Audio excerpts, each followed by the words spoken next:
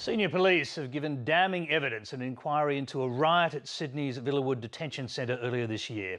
In April, rioters staged a rooftop protest and 9 buildings were set on fire. Today, police told the inquiry that security at the centre was inadequate, that their warnings of a violent incident at Villawood were ignored. But the managers of the centre and the Immigration Department say the police fears were unrealistic. John Stewart reports. In April, a riot involving about 100 detainees broke out at the Villawood Detention Centre in Sydney. Protesters climbed onto the roof and 9 buildings were set alight. The damage bill for the huge fire ran into millions of dollars.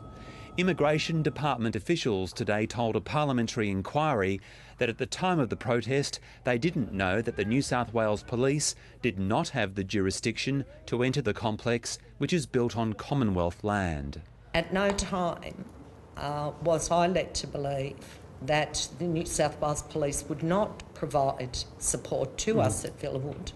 The detention centre operators SERCO then called the Federal Police, who drove 4 hours from Canberra.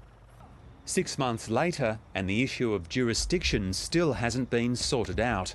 The New South Wales Police and the Immigration Department are yet to sign a memorandum of understanding on just how incidents at the centre will be dealt with. The police say they won't sign any deal with SERCO without strict limits placed on their role in policing the centre. The expectation from DIAC is that New South Wales Police Force are going to run the detention centre for them, which is not going to be the case. The New South Wales Police told the inquiry that police officers were involved in a training exercise last August, where the possibility of fire at the centre was discussed with staff from SERCO and the Immigration Department. The police say their concerns about a fire were ignored. One of those exercises I took a direct involvement in and escalated the scenario to a fire within the centre and what the response would be and what the contingency plans would be. At the end of the scenario and a debrief was conducted, I was told that the scenario was unrealistic and it would never happen. Police also asked SERCO's staff if detainees could be stopped from climbing onto the roof. At that time I was informed that that had been done by the way of some special paint that had been utilised around the poles and roof area to prevent people from climbing onto the roof. SERCO officials defended their handling of the riot. He took steps to secure those facilities that could be secured, right, to make sure that that the clients who'd had to evacuate from one part of the compound to another were kept safe, right, and indeed that whatever could be done to limit the damage, right, with the use of fire appliances was being done. So This wasn't a complete loss of control. This was limiting the damage for which had occurred.